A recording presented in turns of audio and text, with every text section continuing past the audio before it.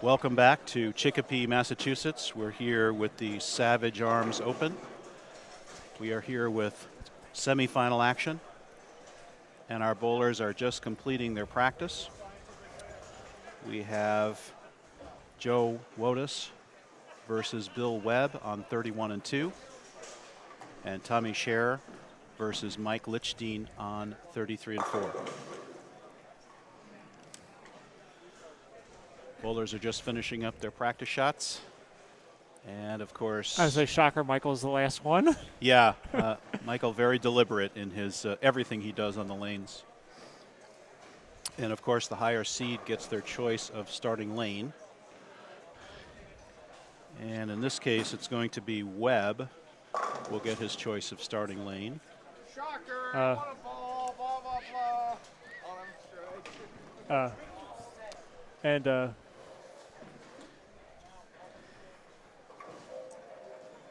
And Tommy was ahead of Mike, so it will be Tommy's choice of starting lane versus Mike Lichstein. And Bill Webb has just confirmed to us that Joe Wotus will be starting their match. Okay.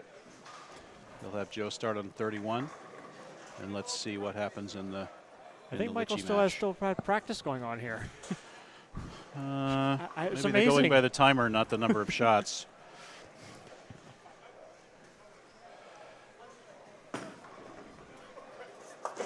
And same as he did the other rounds, he shoots the 10-pin. Right. On the I fill guess he and doesn't picks, want and picks it clean each time. He doesn't want to burn up his shot, evidently, by throwing one extra practice shot. So, as with all of our live broadcasts, if you would be kind enough to share with folks and with your friends, we can expand our viewership. And as you know, the live stream has been doing better and better each tournament as we get a little better at this by having a first-class video system with the Mevo and now a genuine mixer board with headsets for the audio. So once again, it's Bruce Hall on the mic with Chris Vorey adding the color. And Calvin. And Calvin Sellers, our director. As Calvin always, on Calvin the, hates being on the microphone. Calvin is our executive producer. Whatever you want to call him. Whatever you want to call him.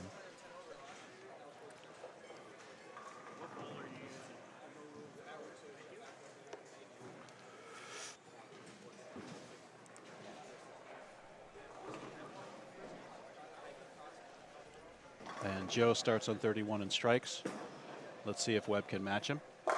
And he does. Bill Webb throwing a no rules solid, the original no rules. And Joe with a no rules pearl. Right? Yep. Tommy is, we'll find out what each of the other guys are using on the other pair. I guarantee you Michael's answer will be interesting, whatever it is. Is Tommy going to flag the 7-pin? Yes, he is. Shake it off. As I like to say, it's early in the match, first frame. Of course, Tommy just got done defeating me on 29 and 30, a relatively close match.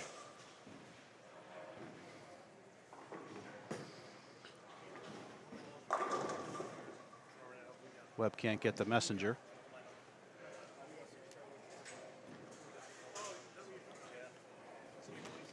Joe just got done defeating the tough Alex Aguiar. Webb defeated Ryan Graywax. And Mike defeated Quadaris Rembert.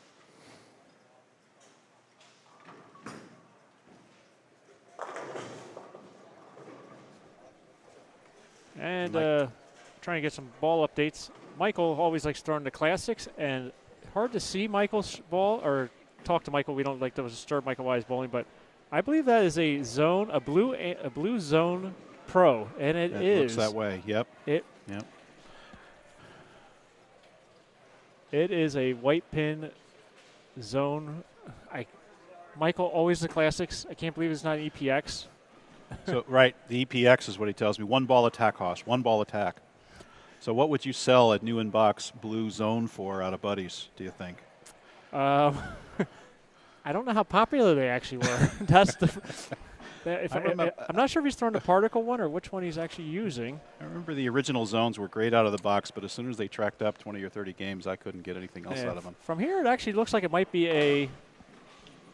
Sorry, we're just trying to see what it is. It's a blast zone, actually. Blast zone. I saw the. That's what it is. Leave it to the pro shop owner, the Buddy's Pro Shop president, to know what the ball is. But it is a blast zone. And Aguiar is calling my phone.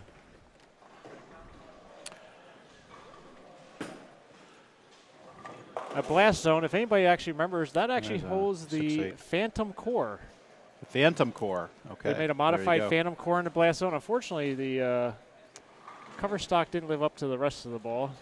But Michael makes them work. There's a shot by Joe right up the edge for a double. Great shot. We'd like to thank Jeff Bennett here at Chicopee Lanes, AMF Chicopee, for hosting us and putting out a great shot. We have not been to Chicopee in quite a while, and it's great to be back. Michael is going to try to convert this 6-8 and give that open likely back to Tommy. Well, he did just pick the 10-pin only on the spare on his last shot in practice, so I have a good feeling about this. Give him a chance. There how it is. How about it? Called it before he goes. Makes it. That's a color man for you. Calls the shot. I've watched him pick the 10-pin. So we were criticizing him for picking off those 10 pins. I think we might have to stop doing that now. Yeah. Here's Joe going for a triple. Joe Great Wardas shot. with a trip of the 9 for a triple to start the match. We had 174 entries here at Chicopee. We consider very good for a beautiful spring day. Perfect weather. And very nice turnouts for each of the squads. 45 entries last night at 6 p.m., 61 at 9 a.m., and 68 at 12:30. Got us 40 qualifiers. High qualifier was Alex Aguiar with 315 over, 1315. And Webb, another flat 10. Looks like he's using dull there. Looks like it's reading a little bit early on him. Yeah, we'll probably get an update. I know Webb has 2 no rules solids. One is pin up, one pin down. We do that with a lot of his equipment. He just likes keeping it simple, so that just makes the ball changing easier. So it'll be interesting to see which one he's actually throwing. Goes Tommy off the corner. That looks like urethane. It appears to be the pin. Sorry to cut you off there, Bruce. Appears to be the pin down, no rules. Tommy Shearer is throwing a urethane ball, actually. It looks like right off the corner, yeah. Taking the burn out of play and just going straight up the dirt. Yeah, I was shocked when he told me that. I didn't realize. Oh, Webb, skinny, just getting it. Tommy may have just gone to that because I don't think he did that against me. He was in trying to play the wet dry against me, but now I think he's just. There's been a lot of left-handed play, so a number of lefties in the finals, and everybody pretty much playing the same spot. And the heads do fry quickly here. They fry quickly on both sides, so it makes sense that he's trying to do something that would allow him to just not have to play with the wet dry. The classic move is you go in, and then it's week 7. So I think he's trying to circumvent that by going straight up at him. It definitely looked like he was, when I watched him bowl you, Bruce, it did look like he was throwing reactive, trying to belly it. He was a little bit over-under toward the end of the game. Yeah. Michael with the blast zone. Bucket. Our sponsor, Brunswick, will be happy to know he's throwing a blast zone, a relic that you can't find anywhere. Brian Graham, if you're listening, hello. Thank you for your continued sponsorship of NEBA.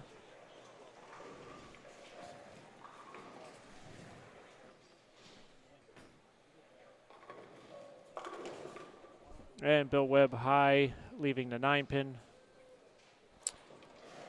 And again, as Bruce was saying, the heads do fry up here a little bit. We had a board meeting, so I only got to bowl the 1230 squad. They were still very playable.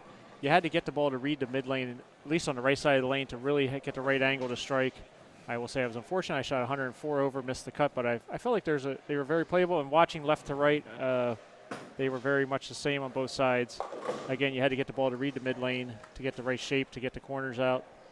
The center, this week, a little bit of talk was about the pattern. Again, the ratios are left to right.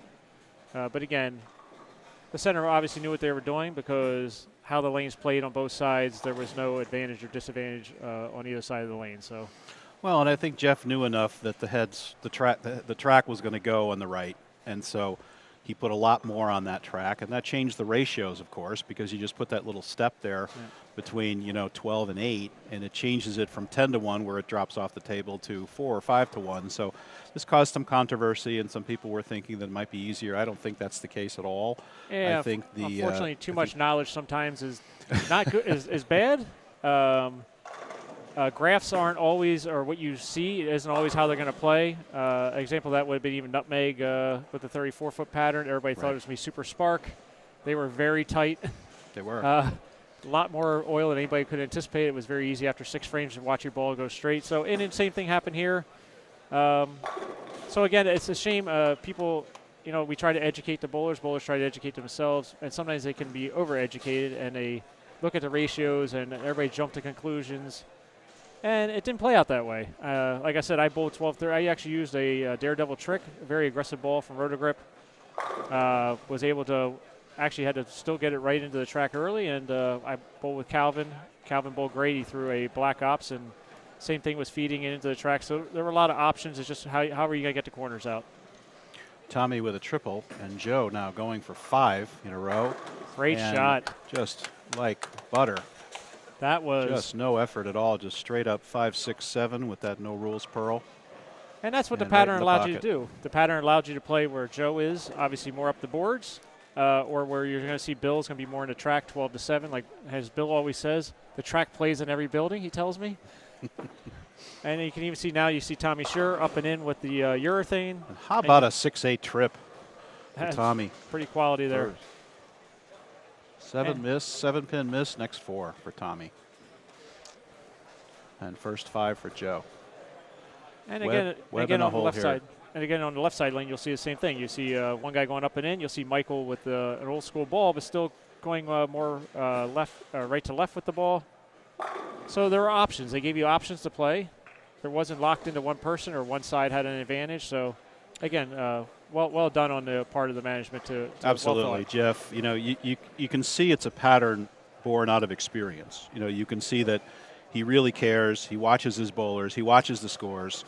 And I think he sees how it breaks down. He knows enough about the game to play with it. And I've said, and even on my blog I've posted, that symmetrical patterns are unfair to somebody over the course of a tournament. Absolutely. You could never get them perfect, so you've got to at least play with it. And then so Jeff is a great example of that, to keep it fair. Yeah, so last night I found there to be, I bowled last night, and there was quite a bit more oil, I thought, than today. Maybe a little left over from house the memory previous stuff. house memory. And as they oiled them again this morning and again at 12:30, I found them to get drier and drier. So I had to move off of my shore lock, my pin down shore lock, which is what I used last night, and I could roll it up, 11 to 8 or 9, and it wasn't a huge cliff like they said. It played more like a taper to me, and I had a good shot there. And today I had to go to a pin up, no rules pearl in the finals is what I finally ended up using.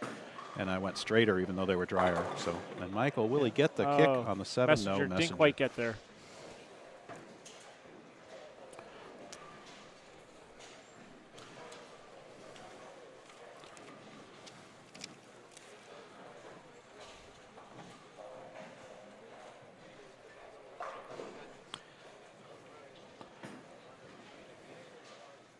Bill Webb with the high flush, trying to keep a little pressure on Joe, who's off to a fast start. But halfway through the match, Webb down about 30-plus pins. But anything can, as Webb just must have heard me and repeated it back to me. So a couple of upcoming events, some exciting stuff we talked about at the board meeting. The first one is the Women's Cup Series as we make our way to Bowlerama in Newington.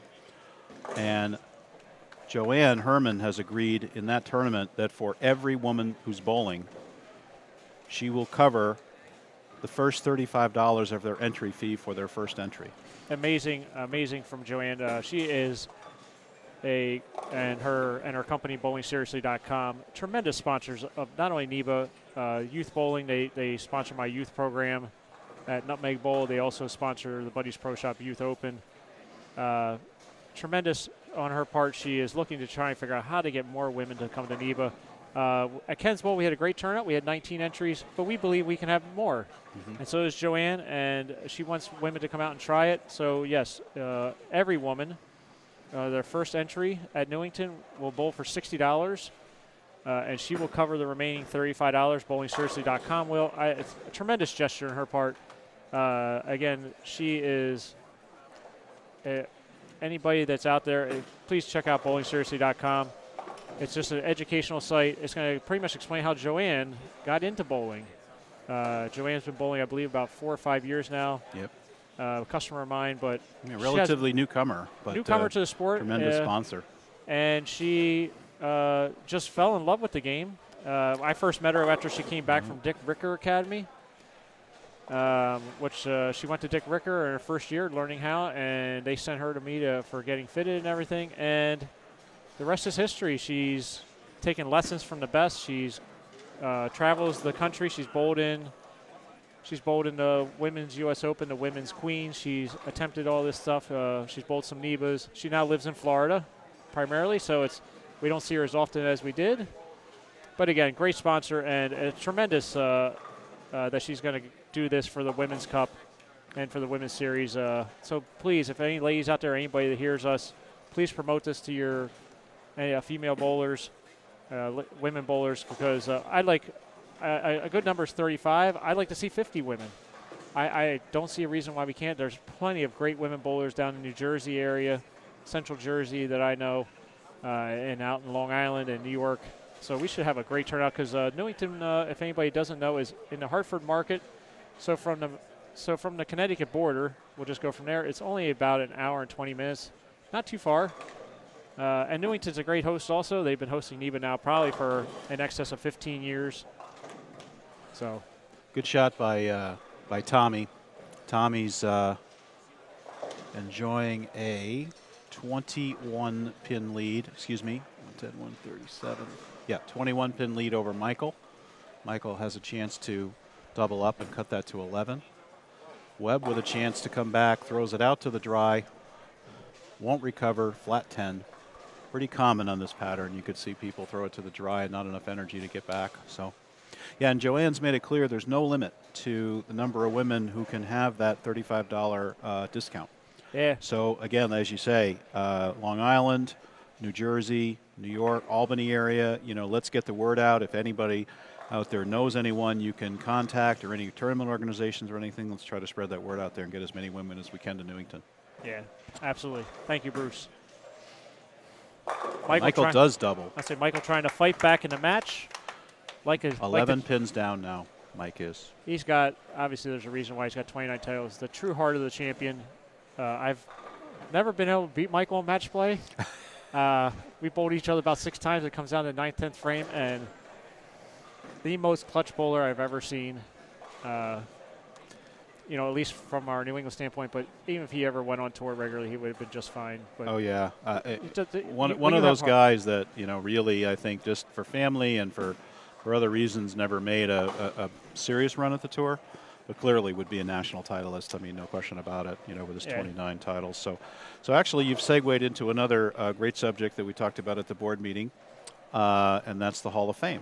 So we now have and we did allude to this in an earlier broadcast, but we stopped talking about it because really the details had not been finally worked out. But we have 2 things to announce. One is we have identified all of the Hall of Fame inductees in the first class. And we have, and we will actually announce all of them.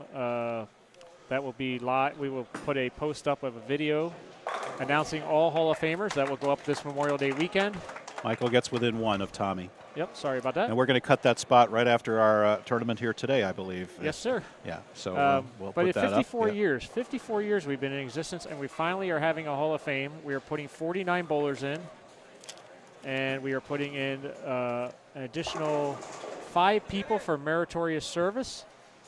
Those that have helped the club in the back end of the club, off the lanes, promote it.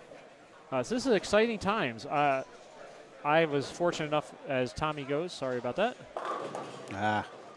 He left a 6-pin last time on that lane. I found the right lanes up here to be a bit drier, so they would react a little sooner. So That'd be funny because on the right side they were a little tighter. So yeah. I was always that told. makes sense. So it's topography maybe or whatever. Absolutely, I've Yeah. always found you get a little different left to right.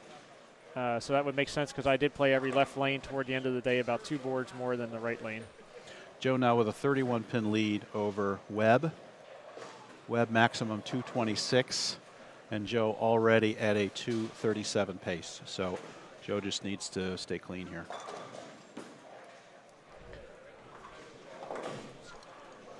So the exciting thing about the Hall of Fame, it will be in August 26th in the gallery in Glastonbury, Connecticut. So we're going to run this in conjunction with our $50 event at Silver Lanes, at Hall of Fame Silver Lanes. So that weekend we actually have a senior event to start the day. Then we are actually going to move the 6 o'clock squad up to, I'm not exactly sure the time, we'll have that on the website, like 2 or 3 o'clock.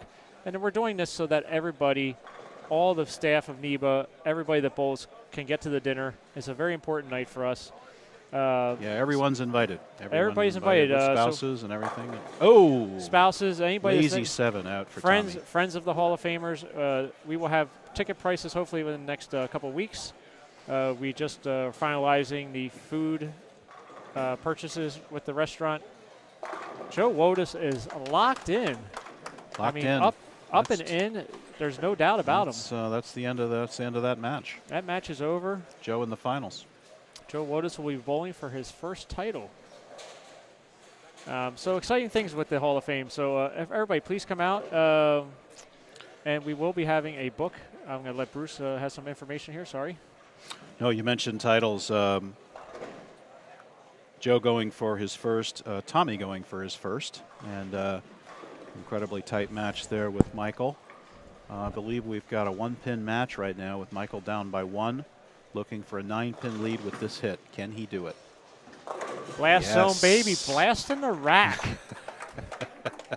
Unbelievable. How does he do it with ancient equipment? We were talking about his approach earlier, and one of the most famous and prominent drills these days is the one-step.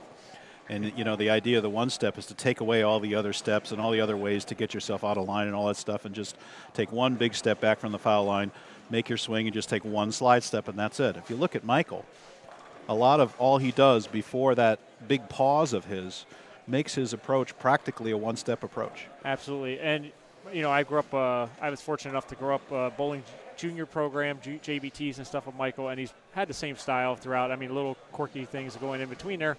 But my father used to always say when I was a kid, people would make fun of Michael, question it. And my father would just say, it doesn't matter until release. And if it's the same every time and it's in the right position, I don't care how you got there. That's right. As long as you can repeat it. And Michael repeats shots better than almost, he doesn't bowl as many Nebas anymore, but obviously we're watching right now. I've heard Michael's approach described as trying to avoid a bunch of broken dishes in your kitchen during an earthquake. That's pretty funny. Yeah.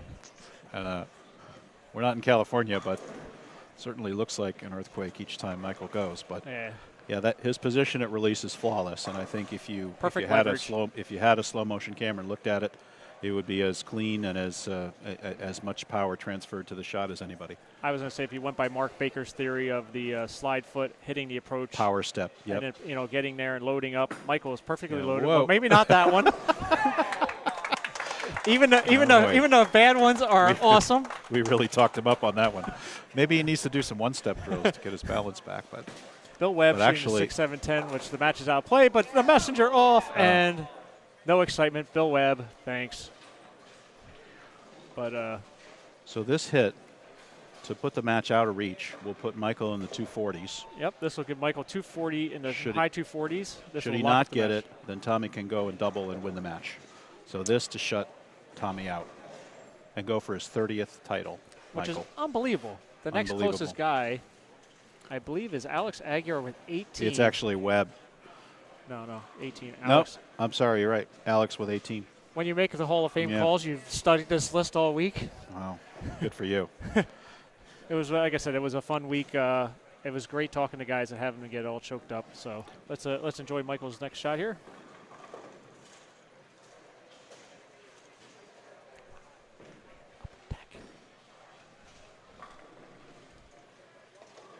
Michael, In a that's little right up flush. at him. Right up at High him, Hoss. Point him and pack him. The reason why he is Great the shot. greatest NEBA bowler by far, and we have other great bowlers that bowl, but by far our greatest champion. I interviewed Mike for the 50th anniversary booklet, and wow. he actually I haven't never published it on my blog, but it is in the 50th booklet. That one pager of him, and I did web as well. It was great honor to do that. And his comment was he thought the guy that could catch him would be Alex. He said Alex he thought had the game. He was young enough, and he could dominate and win. And certainly Alex is the one making the best he's run made at him. Yeah, exactly. And I gotta say though, I mean, being lucky enough to have won 3 of them, it's not easy. It's not easy. I mean, I was happy to get to a title match last year in the doubles, and I was ecstatic. I'm thinking, wow, I might get one, but. Well, guess what? You and I have the same number of titles, and I'm a little older than you, and I was around all those years when they never re-oil for the finals, and the left dominated down the stretch, and I couldn't win. So that tells you how hard it is. Yeah, or how much of a mental coach I needed. Maybe it's one of those two. I could use one. I could use one too. Trust me. So yeah, getting out of the first round is not easy. Right. That's right. Well, I had delusions of grandeur today. I just got a. I really shots, thought you. so. I honestly did think by watching you. You know, obviously the play you played. I thought you played him right by going to a pearlized ball, going more up the track area a little bit. I thought you had the right idea. A couple bad breaks there in your match. Yeah, flush 9. When you listen to the audio, you're gonna be like, shot. "Oh, thanks, Chris." Yeah, right. Well, bad shots. I pulled one for that. Only 4-6, one. I only said one bad one. That was the 4-6. The other one, I mean, bad break on the 9. Swisher, Swisher on the 10. So. Yep. With that being said, our matches are concluded. Well, almost. Tommy's just finishing up here. We'll let him round it up. Joe 267, 194 winner over Webb, and Tommy in the 230s is going to lose to Lichstein's 246. We will be cutting off here momentarily, so we'll kill the audio for now. We do have to move the camera to our final match pair. Okay, we'll be back in about 5 minutes. All right, everybody.